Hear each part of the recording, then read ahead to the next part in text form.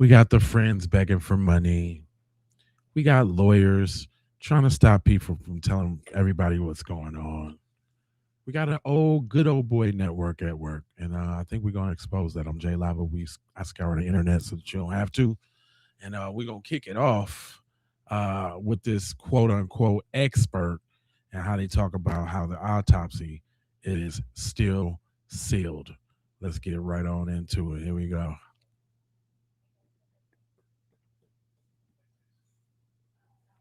The Mississippi State Medical Examiner's Office announced that it has completed both Wells' autopsy and toxicology report, but those results are going to stay sealed until the grand jury gets the case. And while the medical findings are off limits, we know Wells' family is doing everything they can to get other information. Nolan's mother, for example, subpoenaed Meta, Snapchat, TikTok, Life360, seeking his messages, photos, GPS data as she pushes for answers as to what happened to her son. What are they going to learn? I want to ask digital forensics analyst Morgan Wright to talk about this. Morgan, good to see you. I have a lot of questions. So first of all, if they get all these records, okay, assuming that the companies don't put up a legal fight, if they get everything they're looking for, best case scenario, what is that going to tell them about what happened to Nolan? That's a good question, Jesse. The thing I would do is I would take all of that information, I would map it against the GPS we have from the boat, when it left, when it slowed down, when it sped back up, map that with the call, and then map all of the digital media and the time and date stamps and location to that. So you can kind of create like a kaleidoscope, you know, just a compendium of things that show you the timeline. When were pictures taken? What kind of data is there? Was he seen on the island? Was he not? Was he seen on the boat? So, you know, we don't know what we know until they get this information, but I would start with the timeline. I would map the call against the GPS location and then map the social media when you get it to that. Will they know if information has been deleted from any of the apps from the phone and when it was deleted? Because if they can create a timeline, if he was no longer on the boat and he was on Horn Island, would they be able to know what was deleted and when it was deleted?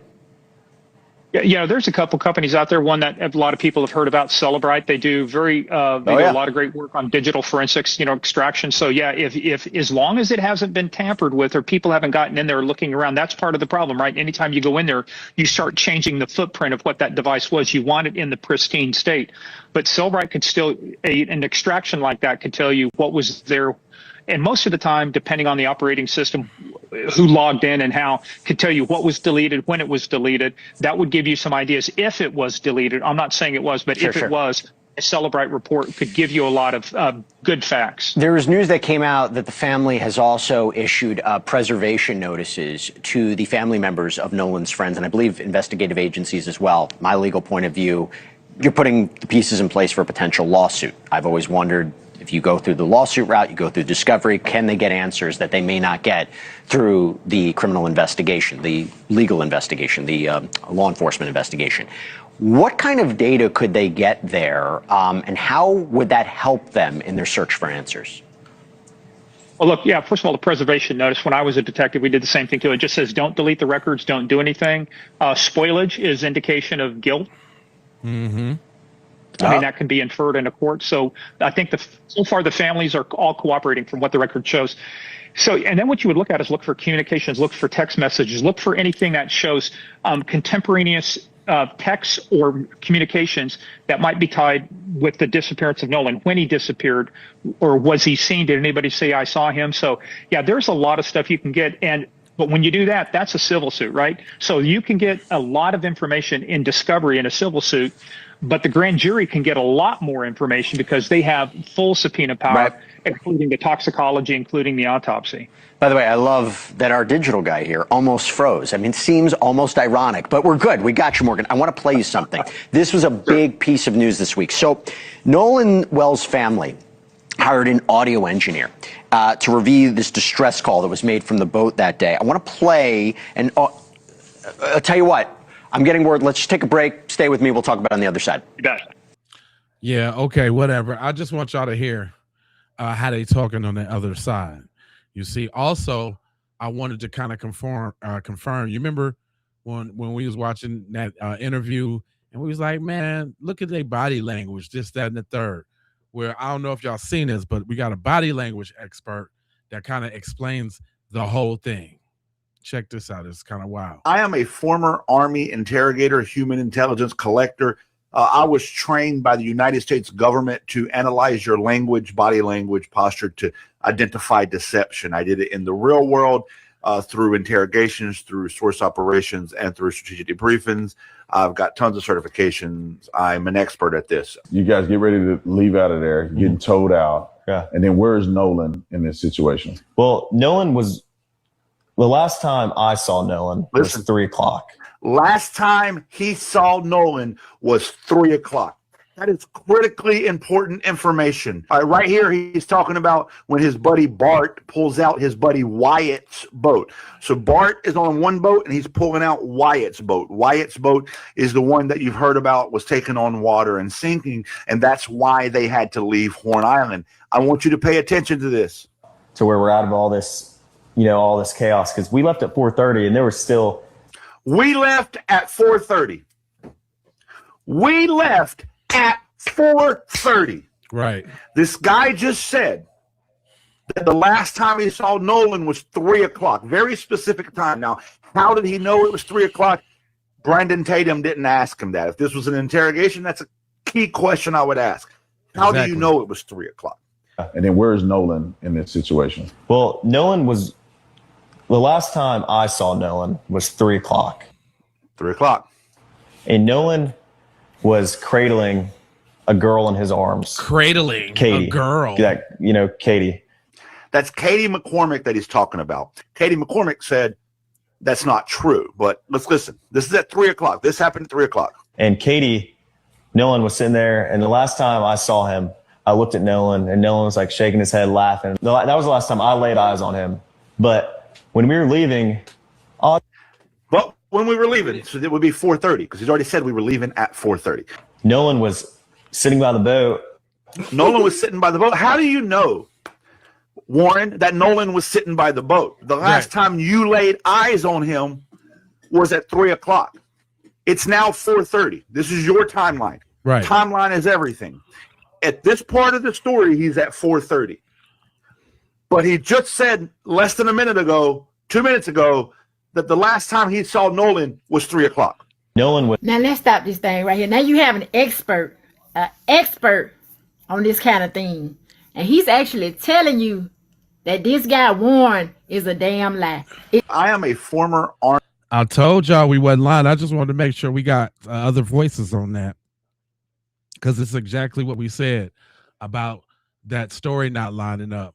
And old girl like, yo, Mississippi, y'all need to come on to the front now. Mississippi, bring that ass here, because y'all really done pissed me off with this one. Joining us now to talk about the investigative process of this high-profile case, Mississippi Public Safety Commissioner Sean Tyndall. Sheriff Ledbetter, you wouldn't be hiding from the public now, would you? Thank you for taking time for us. And I know you've been watching this case closely. This isn't technically a state of Mississippi case. It's handled in Jackson County. But where does the role of the state come in? Primarily in cases like this with any sort of suspicious death. So let me get this straight. Sheriff Ledbetter came out and he told us that he didn't see any foul play and that he was leaning towards it being an accidental drowning. Now y'all are saying that it's suspicious? Whether it's a suicide or a homicide or anything that the medical examiner might deem as suspicious. Now you're using words like homicide, suspicious. I bet the medical examiner does find it suspicious down there. I bet the fuck she do, especially after all of us have been calling her out about the BS that she was on in the past previous cases. And now that the whole world is watching, y'all know y'all can't get away with the same stuff that y'all been doing that with business as usual for all this time. But let's continue. That we will conduct the autopsy. And so, that is something that is typically performed by the state medical examiner. We happen to have the chief medical examiner of the state of Mississippi located down here on the coast. So she would be the pathologist that would handle that. And normally once that's wrapped up, as far as the autopsy and the report's completed, that information is uploaded into a system in which the coroner and the investigators can retrieve and review the autopsy report. In other words, so your officials can review the autopsy report, but have you bothered to send that off to the second pathologist, the one who did the independent autopsy? Exactly. Will that be going to them anytime soon so that they can complete their autopsy as well? Because, this information is going around the world and everywhere except for anywhere that benefits the family. Interesting. And that is where we are right now, from what we're hearing that was completed. And again, we normally don't comment on when it's completed. We make it available to the coroner, and then the coroner, and you think about it, we're dealing with 82 counties across the state. They're going to have a better idea what's happening locally and who needs to be informed and when they need to be informed in those cases, as well as the district attorney. Like I just said, they're people. But I can tell you, as part of the normal course, it would have been completed by now. And that was really one of the things, Governor Reeves, when we came in, we had over 2,000 autopsy reports that had not been completed, dated all the way back to 2010. And although this is a very tragic case, I do think it shows you where the medical examiner's office is on getting these reports done in a timely fashion. Did y'all catch that? See, you just told on yourself because you said that things are normally done in this timely fashion, but then you turned around and said that y'all are basically backlogged to 2010. So it was expedited. The governor expedited it, and now y'all got the autopsy results over there to the grand jury. But my biggest question is, when is the family going to get it? Because the family needs to get it, and their pathologist needs to get it as well. And oh yeah, you better be watching your back, because if we see anything that looks shady, shifty, or otherwise in this autopsy report, Stacey Turner, we back on your ass. Straight up and down. Now y'all know it's another girl out there like Kimberly. They try to get at Kimberly on the news, or TMZ, I guess. But there's another one like Kimberly out there spreading the good news. Check her out. This is now my third time making this video because they keep taking it down because they don't want you to see what I have found. Katie has dry snitched, y'all. Here we see Katie's Snapchat where she's wearing a teal swimsuit and she's with a girl in a blue and white striped swimsuit. On this video of the 3 boats, you're gonna see a girl in a blue and white striped swimsuit right here on Bart's boat, and right next to her with the same long wet hair is a girl in a teal swimsuit on Bart's boat. Make sure you have your brightness turned all the way up because here we have Katie in a teal swimsuit, and look at her head. She is wearing a white hat. Oh look, the video of the boat getting towed. Teal swimsuit, white hat. And that's not all, folks. Again, turn your brightness all the way up because right here we've got somebody wearing red trunks. Oh, and look what we have here. Red trunks. And here's those same red trunks on the shore right after the fight with Tristan. Katie is claiming that she allegedly caught a ride home with somebody named Marty McGrath. It just so happens that a Marty McGrath is the co-owner of the Biloxi Bay RV Resort and Marina in St. Martin. Here it is, and my, that is a massive dock way out in the water. And would you look at that? It's right next to the grandparents' house. Now, in that report with the GPS coordinates, didn't they say that they went southwest towards St. Martin Bayou? Yeah, that's right, it did. And it also took them 45 minutes to get to that boat ramp over there. That only takes about 6 minutes on land. Like I said, they are trying to take down my page. Make sure you are following my backup here. But Katie, I want to say one thing to you. You're young, and I know you don't realize this yet, but these are not your friends. Be a hero. Do what's right. This is now my... Man, when you got them folks telling you what it is, when them folks is telling you what it is, I think it's almost kind of time to believe that. You got more of them folks coming out talking about it is what it is than anybody else. Them folks is going hard. But when we talk about, the tactics that they going through, I don't know if y'all know, but it's a fake autopsy out there right now on Nolan Wells. Just wanted to do a Nolan Wells update to all of you who are following the Nolan Wells case and maybe posting on it. There is a piece of fraudulent information that is circulating out there in the form of a supposed toxicology report on Nolan Wells. I'm reporting this from People Magazine. It is, in fact, a piece of AI. It is fraudulent. And by reposting it, you could possibly, allegedly, be targeted by the FBI or another law enforcement agency for, saying that it's an actual piece of evidence in an ongoing case. So I just wanted to make you all aware of that. If you see it, don't click on it, don't open it, and definitely don't repost it. There you go. I want to make sure y'all knew about it too, in case y'all was oh yeah, I got the auto tune on. My bad. I forgot about the auto tune. I got the auto tune on, baby.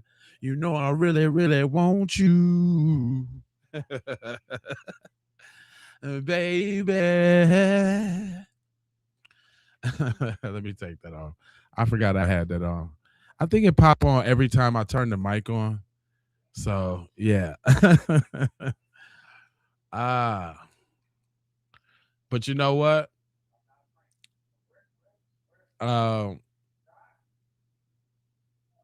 You know, even the young people got something to say, right?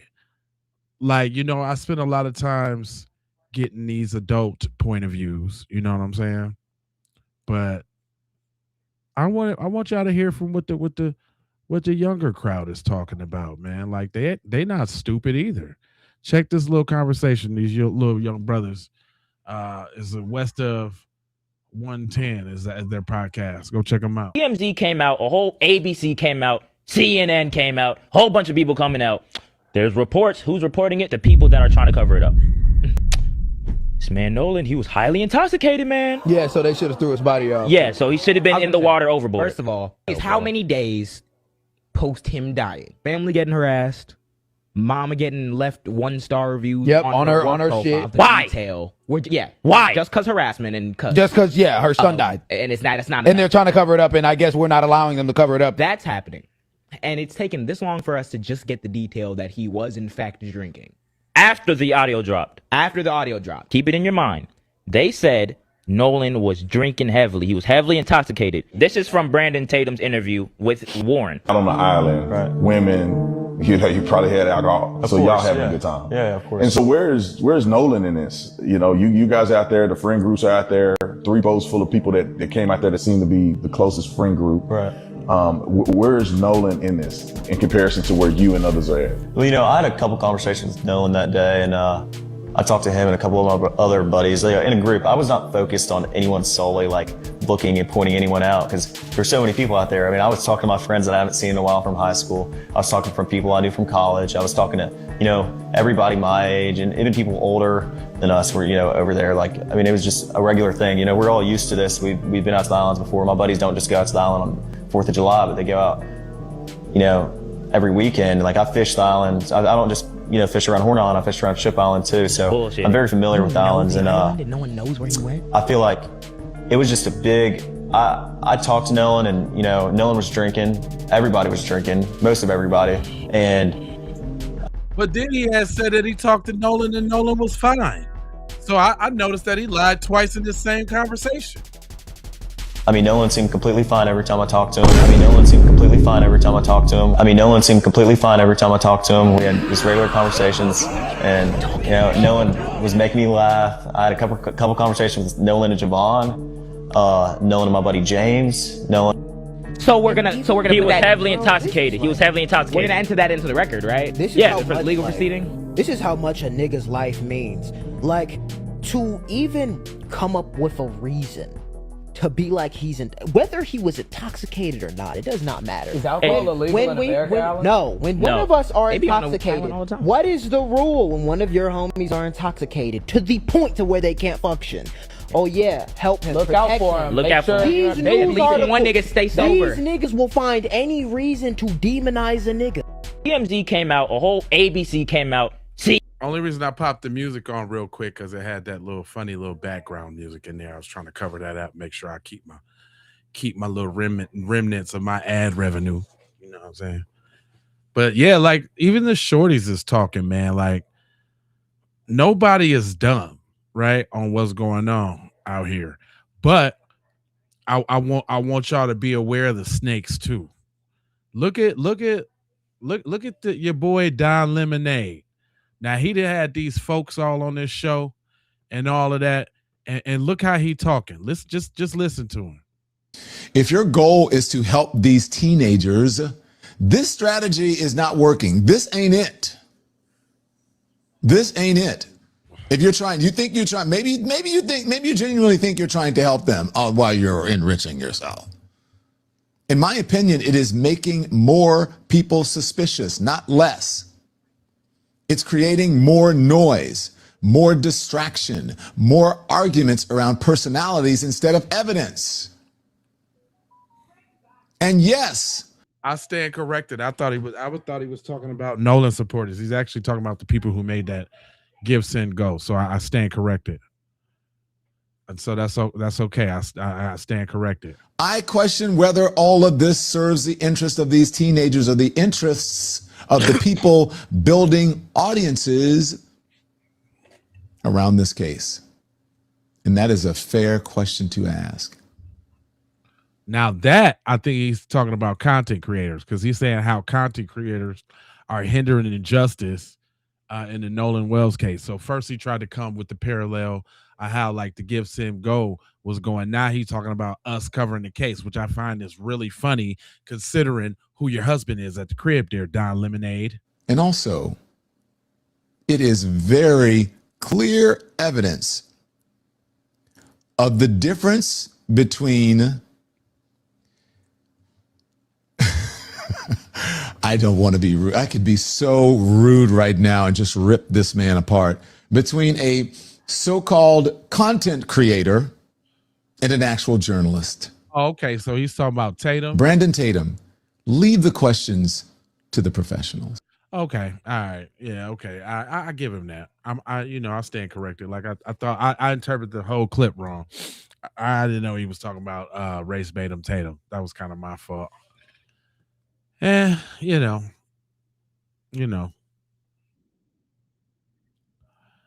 Hey, now I had now I had featured a story from OG Uncle once before, and he say the word is black people listen up. He got got a story for you now. You gotta listen to what I'm talking about now. Hold on now. A black UPS driver, Yeah. by the name of Darnell Simmons. Okay. 35 years old, married, 2 children. Okay. Knocked on the door of his delivery of a guy by the name of Wayne Prescott. Damn, okay. Wayne Prescott invited Darnell in, gave him a cup of coffee, which was full of animal tranquilizer. Knocked him out, tied him up, threw him in the trunk. Now, after a while, his wife started looking for him because he didn't check in, and she put a missing persons report. So the police tracked him to his last delivery, which was this Wayne Prescott guy. Okay. But when they pinged his phone, it showed that he was at empty, abandoned warehouse, meatpacking warehouse, and so they traced him there. But when they got there, they found his car, but they didn't find him. But they did find poor Darnell Simmons' body. Damn. Then Wayne Prescott went to a hotel, and he was excited. This man was excited. And I'm trying to figure out, why was he excited? Because he killed a black person. But as it turns out, this Prescott guy was part of a ring of over 16 people operating in 6 different southern states. They had been taking pictures of black delivery drivers, and they had them posted, like the FBI have all the different pictures up. Well, they had them posted of all the drivers they were targeting. And a lot of them were already scratched out because they have been doing this for a long time. Now, the police found Wayne Prescott. This man was so happy that what he had done, that he hurried up and gave the police the whole videotape of him unaliving Darnell Simmons. They said it was so gruesome that 2 of the detectives, after looking at the tape, walked out the room and quit. Now, when they caught him, he told about 3 other killers like him, and they all got time. They gave Wayne Prescott 6 life terms. But the scary part is they were targeting UPS drivers, FedEx drivers, and every kind of delivery driver as long as they were black. Now, like I said, the police caught 4 of them in the end. But the police also had 11 names of 11 more, but they claim that all the evidence is circumstantial with them. But 4 of them got life, and Wayne, like I said, got 6. So The moral of the story is, guys, it's dangerous out here during this time of Trump. They are targeting our people. If you're not armed, if you ain't walking around with and carrying at all times, when you sleep, have it in your damn pajamas. Straight up. When you go to the mailbox, take your AR. But most importantly, protect yourself. These are dangerous times. Okay? I'm out of here.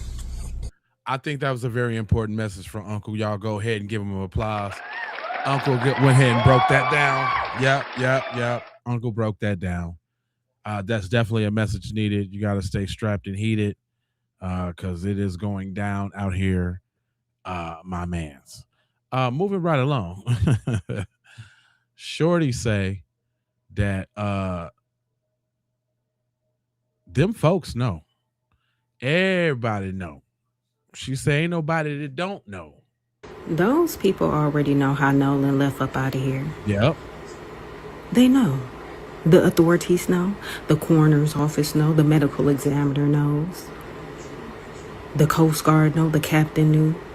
Everybody knows when things like this happen, especially in the South, especially in Mississippi. Yeah, everybody knows the truth but the family. Yeah, that's why they call them cover-ups. Yep. Because everybody knows but you. Mm-hmm. What they're doing now is buying time. Yep. Yeah, that's what they're doing right now. They're buying time. That's it. They knew exactly what happened. The autopsy been finished. This is how it goes. Cause y'all up here saying it's all the proof. We got all this proof. Yeah, that's what happened during cover-ups. You can have all the proof in the world, but if they don't want to give you justice, you're not getting justice. Period.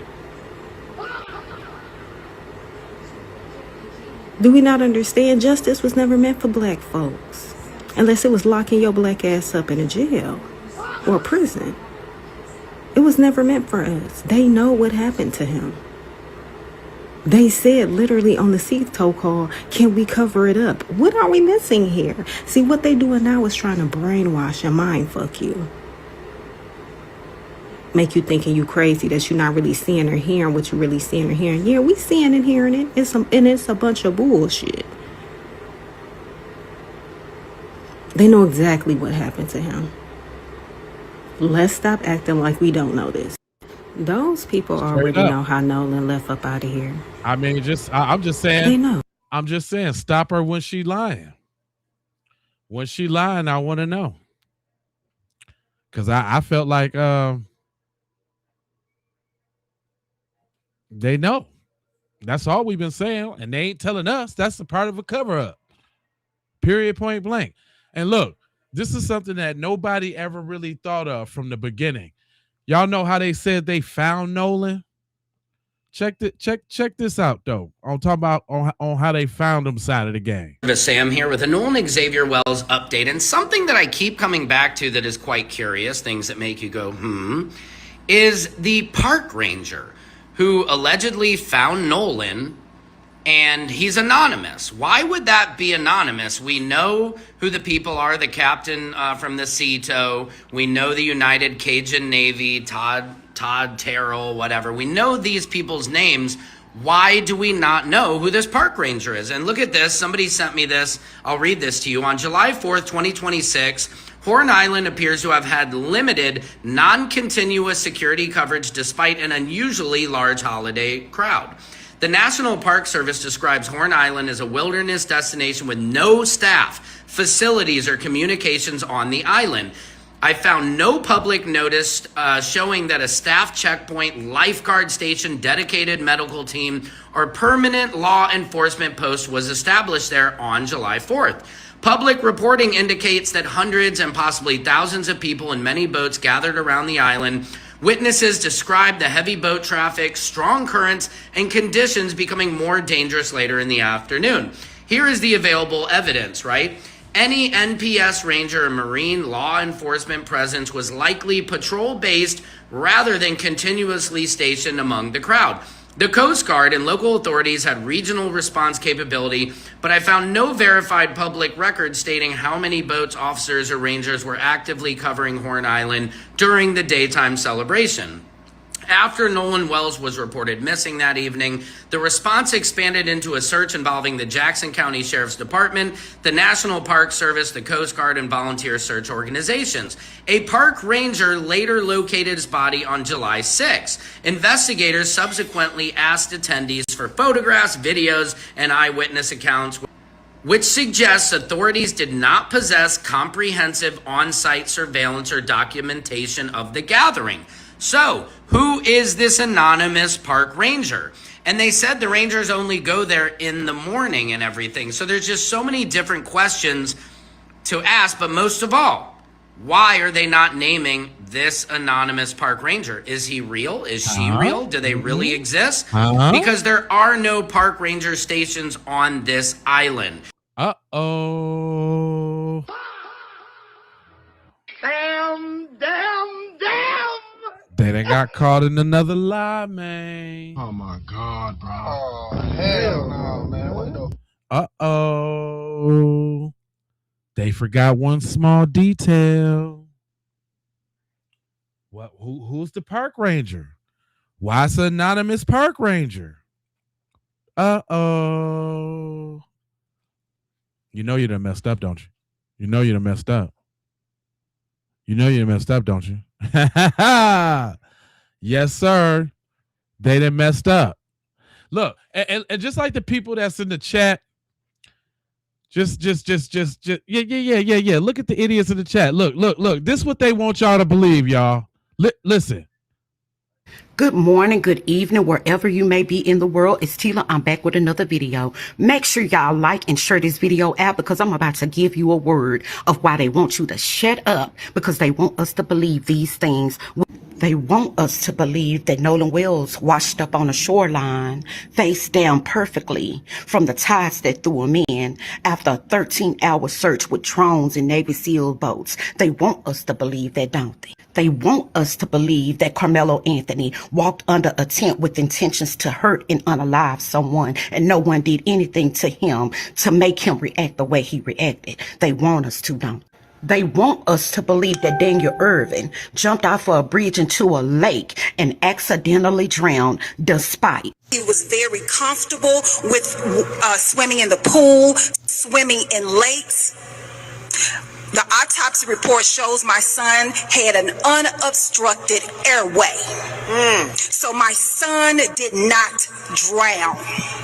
They want us to believe that Tyler Smith passed away due to a self-inflicted gunshot wound while playing Russian roulette. But they didn't even so much as test the gunpowder residue on now one of the other people playing the game. They want us to believe this stuff.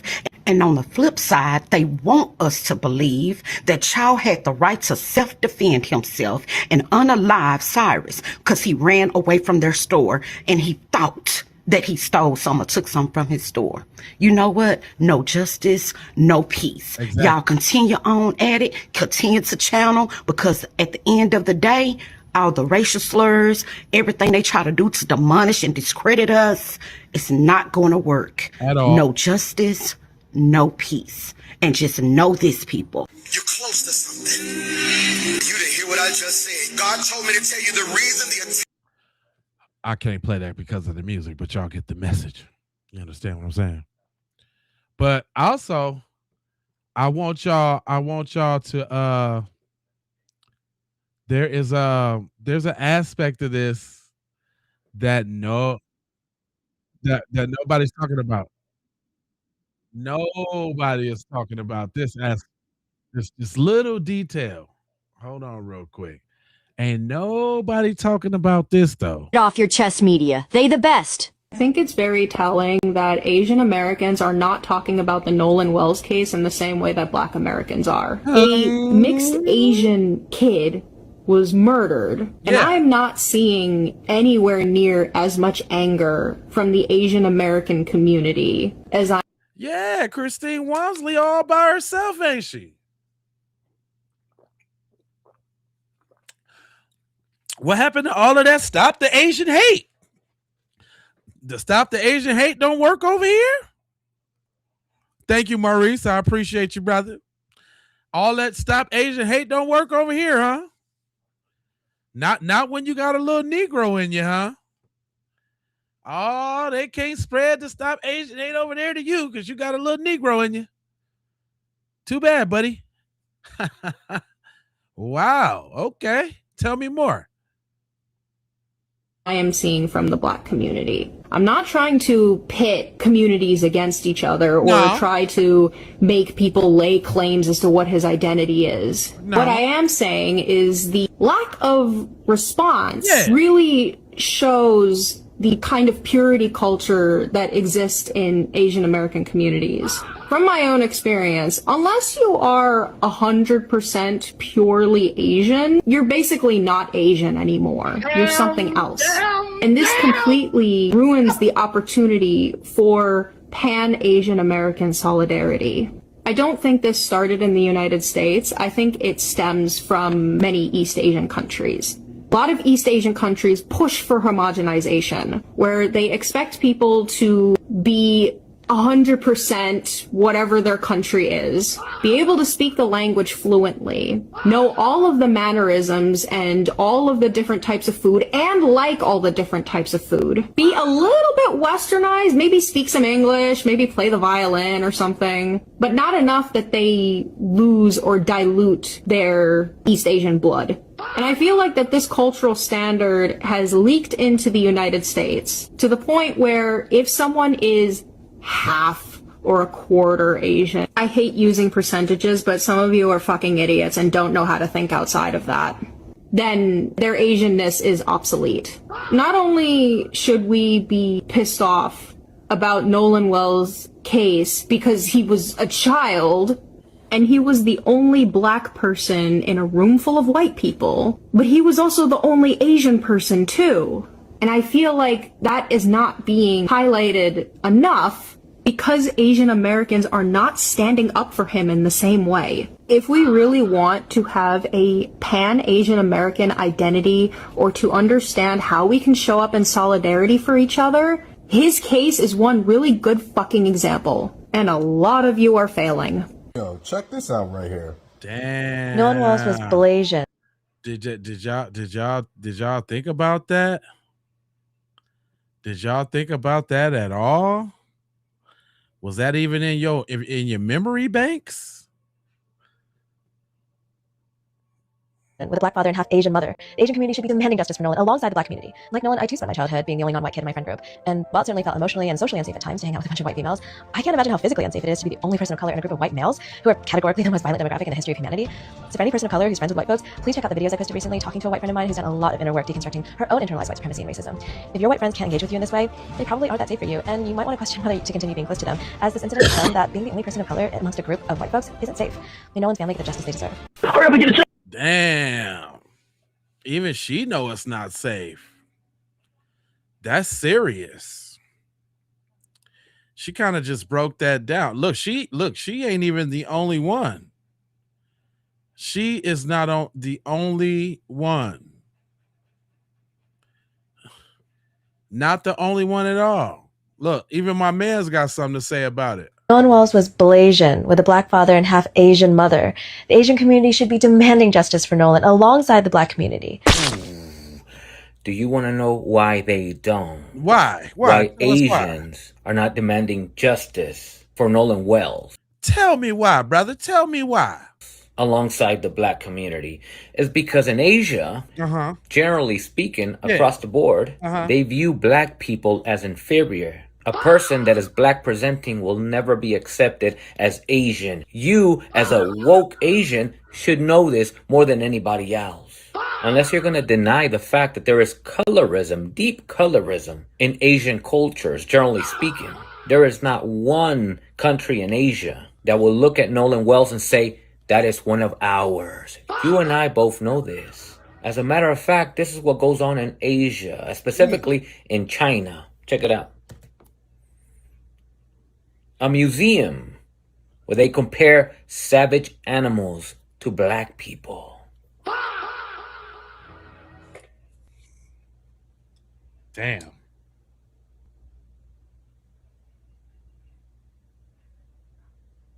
Damn. They got like gorillas on the wall. They got like, if y'all can't. Where they make dolls, black dolls, designed for you to punish them, throw them against the wall, bang them on the floor, step on them to relieve you from your frustration. Specifically, black dolls. Why black? Because a white doll is too human. And a doll that is designed to step on, to throw against the wall, to slap around, while looking white is too inhumane. Asian cultures, and I'm not being specific, I'm not saying Chinese, Japanese, Filipino, Korean. I mean Asian cultures across the board. Culturally, are colorist, are anti-black. So when you get on camera and say, Nolan Wells was Blasian, with a black father and half Asian mother. Blasian? Let me ask you a question. Which Asian community will look at Nolan Wells or any person that is black presenting, that has an Asian mother or an Asian father, will accept this individual as part of their Asian community? Name which Asian culture. It doesn't exist. There is not a single culture that is non-black out in the world that will look at a black person, even if that person is mixed with one of theirs, that will look at this individual that is black presenting with Afrocentric features and claim them as one of theirs, whether it's Asian cultures, Latino cultures, etc. And that goes for the people that are determined to call themselves biracial. Listen, if you have Afrocentric features, you are black. Doesn't matter if you're light-skinned, if your mother is white. As long as one of your parents is black, as long as you were born with Afrocentric features, your racial category is black. Have you ever noticed that no matter what you're mixed with, society cannot see what you are mixed with, but they could see the black that you are mixed with? You ever wondered that? Let's say one of your parents is black and your other parent is white. Your other parent is Asian. Your other parent is Latino. Whatever. If society sees that you have a mixture, they cannot guarantee what that mixture is and or what you are mixed with. But they could guarantee that whatever else you're mixed with, for sure, there's black in there. Because we can see it. And that is what race is and how it works. The way society views you and categorizes you by default without knowing what your nationality is, what your ethnic backgrounds are, who your parents are. That is irrelevant to the way society, people that don't know you on first sight, the way they categorize you racially, that is what race is and how it works. Oh, but what about my white mama? What about her? I don't want to just claim my black daddy. I want to claim my white mama. Then claim her. What does that got to do with the fact that society, on first sight, they racially identify a black person? How you feel about that is completely irrelevant. For the people talking about, oh, he's not black, he's biracial. No such thing. I'm sorry. Race is not determined by your feelings. Right. Race is determined by what you are phenotypically presenting, regardless who your parents are, regardless of where you are born. When society... Well, I don't think that though. I don't think that though. Yeah, that might be true for Latinos and all of that, but that ain't got nothing to do with us. We're definitely different than the diaspora. I don't know what he's talking about. I let him cook long enough. But he was spitting though. He was spitting. I ain't gonna lie. I ain't gonna lie to you. You know, to actually follow that message up, all this dilly-dallying that they doing, you know they're using time as a reference, right? Like they using that as a mechanism to get us stuck. This is the way I see it, guys. They're using time for a weapon. Yep. And you got the independent autopsy stating that some of his internal organs were missing, and also the structure of his neck was missing. Right. Which, when I did my research, that sometimes they send it in a jar where they can examine it. Not completely, it's absent. They cannot even observe it because it's absent. Some of his stomach is gone.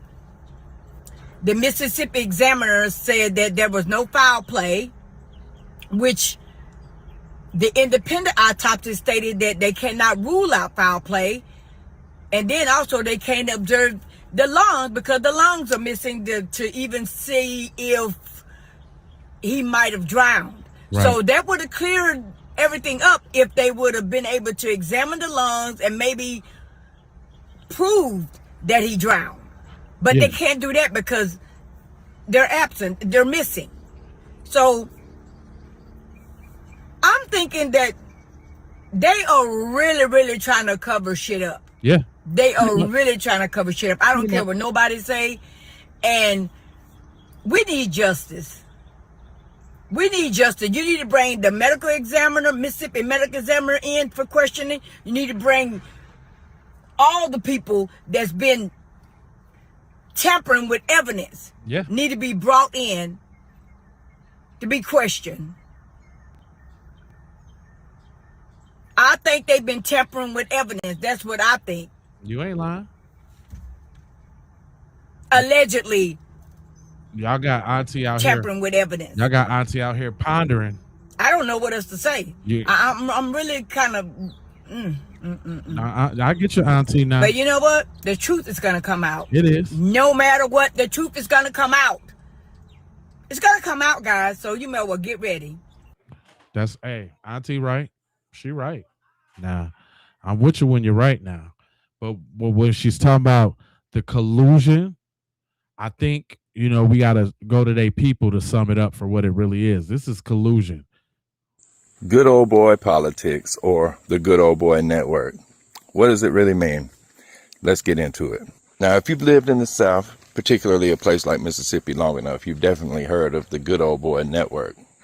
And I want to dissect what that is, because it's not some secret meeting in some shady, dimly lit, smoke-filled back room. It simply means that all the power tends to get concentrated into the hands of very few people who know each other, probably went to school together, attend church together, go hunting together, and oftentimes protect each other. You see, down here in a place like Mississippi, relationships matter more than accountability. And when that's the case, people stop asking what's right and wrong, and they start asking, boy, whose side are you on anyway? Now, I don't want y'all to think I just came to talk shit, because I brought receipts. So let's open the case up, shall we? Back in the 1980s, the FBI launched Operation Pretense, caught over 50 county supervisors in the state of Mississippi accepting kickbacks and steering county contracts to their friends and family. Around that same time, the FBI said that the Harrison County Sheriff's Office operated more like a criminal enterprise than a law enforcement agency. So it ain't like the Mississippi Gulf Coast was immune. Then we fast forward to the 2010s. Christopher Epps, the former leader of Mississippi's prison system, pled guilty to accepting millions in kickbacks for steering prison contracts to the right people. And then, of course, there's the now infamous Mississippi welfare scandal. You know the story. Millions of public dollars that were intended to help the poorest families in Mississippi were instead diverted into. Don't forget to add Brent's Farr's name to that, because I did that story right here on the Keep It Peep podcast. If y'all go to the lives and do a search, I did the story. It was Brent Favre, and they tried to sweep that under the rug too. Matter of fact, they actually kind of just end up doing that. So we already know what's up with Mississippi. Private projects for influential Mississippians like Brett Favre, but I'm sure it didn't stop there. Who knows what they're doing today that we won't find out about for another fucking 10 years. See, all of these incidents, they don't point to some statewide good old boy network. But when the trends persist for decades as they have here in Mississippi, friends getting contracts, influential people being above scrutiny, at least more so than the ordinary citizen, it definitely sits in the minds of the residents here as being so much more than an urban legend or rural legend in this case. It's not a urban legend. It's a reality. And don't think it's a party affiliation thing, because it's not about Republicans or Democrats. Right. It's about power protecting power. And the cure for it isn't your same loyalty that you've had. You can't just vote for the party over the person.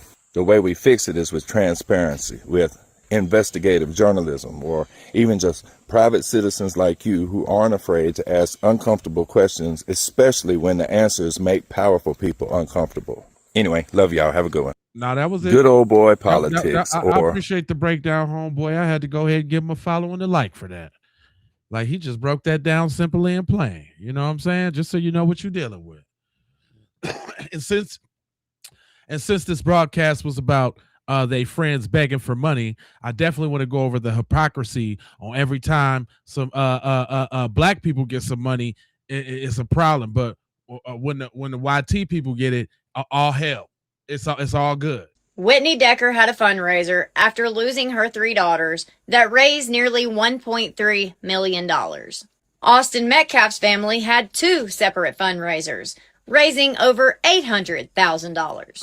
A Louisiana family that lost 3 teenage children started a fundraiser that raised over $100,000. Shiloh Hendricks is recorded using a racial slur to a child and a man, and the community raises her almost $1 million. Dalton Etherly had an entire platform built on harassing black people, following them, calling them racial slurs, which eventually led to him shooting a black man. He raised over $300,000 with his fundraiser. And then we have Emily Kaiser. Yes, she was already a successful influencer before her 3-year-old son drowned.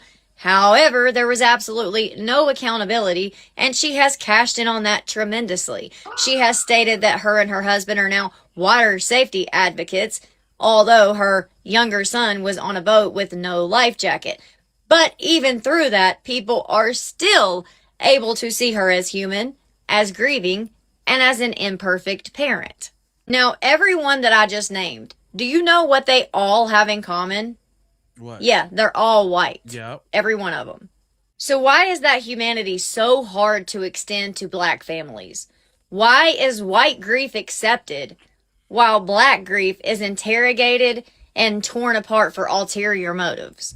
And then we have Nolan Wells. His family starts a fundraiser and gets completely torn apart. Suddenly, everybody on the internet is a forensic accountant. Suddenly, his parents are greedy. Suddenly, they're exploiting their child's death. They very clearly stated what the fundraiser is for, when honestly it's nobody's business if you're not actually donating to them. And while she is a physician's assistant, people don't put up a savings account for just in case my child dies, for therapy, for investigators, for lawyers, for time off of work, literally time to just be comfortable and breathe. People did the same exact thing to Carmelo Anthony's parents. Before they could even pull the money from the fundraiser, people had already started lying, saying they abandoned Carmelo, took all the money, and spent it on an expensive house and an expensive car. GiveSendGo confirmed at that time no money had been withdrawn. Of course, that wasn't enough to stop people from their awful assumptions, so GiveSendGo released another statement. They told people that the Anthonys were completely transparent when they made their fundraiser. They told them it would be used for legal fees, for counseling, for relocation, for security, transportation, and basic living expenses during the trial. Everybody always wants to leave a comment with their 2 cents, so answer something for me. When do black people get your approval? When do they meet your standards? Never. Because if they're financially struggling, you talk shit about them being financially irresponsible and say they should have prepared better, even though nobody prepares for losing a child. When they have careers and a 2-parent household, you say they're greedy and they shouldn't need the help. So when exactly are black families allowed to get community support and help that you praise other people for getting? Right. And you know I like to stick with the facts, so let me give you the research behind it. Crowdfunding sources started by a black or a brown individual receive less donations and less shares than if it were started by a white individual. It's crazy to get called a mud shark, a white savior, a liberal, and everything in between. Yeah, you know what they because I calling you simply right now. care about people who do not look like me. Right. Of course, me standing up for other people doesn't mean that I don't want equality and protections for white people. I am white. My children are white. It literally means that I want those same protections and equalities for people who do not look like me. I want the same humanity, the same grace, the same opportunities, the same investigations, the same fucking caring as white people receive. I want that extended to everybody. And if that pisses you off, then maybe you should sit with why. Maybe you've gotten too comfortable only caring when the grieving family looks like you. Whitney Decker had a fundraiser. I'm gonna go ahead and give her some applause on that. Yeah. She cooked. It was she broiled. She might even put some salt and some pepper in that. She might have. Yep. She might have put a little salt and a little pepper in that. For real. And that's why I be playing, you know what I'm saying, other people to show even the people in my chat that not everybody's idiot dweebs like y'all. Even y'all people get it. You think I'm playing?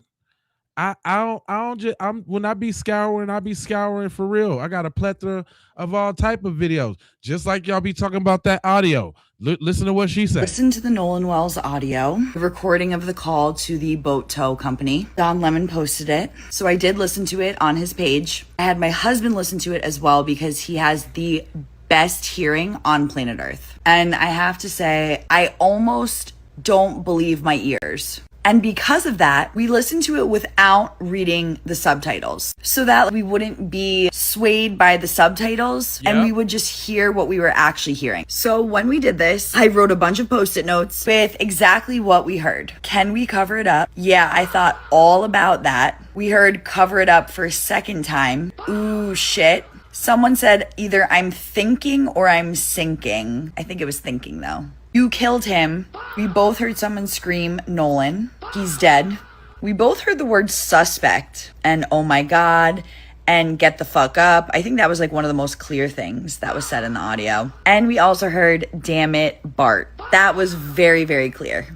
So it's safe to say I was extremely troubled about this case before I listened to the audio. Now that I've listened to it at least 10 times, we need answers. Because this is the sketchiest shit I've ever heard. So if you want to listen to the audio, go listen for yourself. Don Lemon has it on his page. And I guarantee you will hear many of these same things. We need answers and justice for Nolan now. Well, there you go. And there you go. Right? So check it out. This is what we're gonna do. I'm finna tap out real quick. And then I'm gonna come back for the night session. We finna watch some crime stories. I got them all lined up for y'all. I didn't get to do it the other day. I watched that Spider-Man 2. I might have to give a review on Spider-Man. And it's gonna have to be spoilers because I don't know how to tell the story without spoilers. But there was a couple things I noticed in it on the B1 side of the game, because you know, I'm probably like one of the worst persons to go watch a movie with because I be picking out the plot and I know what's going on and I be picking up on little nuances and this, that, and the third, but I still like watching them. But yeah, there was a couple things that I picked up in it. I might even have to watch it one more time before I give it to the review to make sure I seen what I seen. But I don't want to hold you. I'm emoji, fold you, and scold you about being on code. You know, I got 4 words for you. I need you to go ahead and subscribe for the vibes, like for the spike in the algorithm, comment your vomit, share if you care about getting Black empowerment everywhere. Please do that on the platforms that we are on, Jones. And just to bring it on home, I got love, peace, blessings, and aloha. I'm going to be right back, but I got to go high for show high. You already know.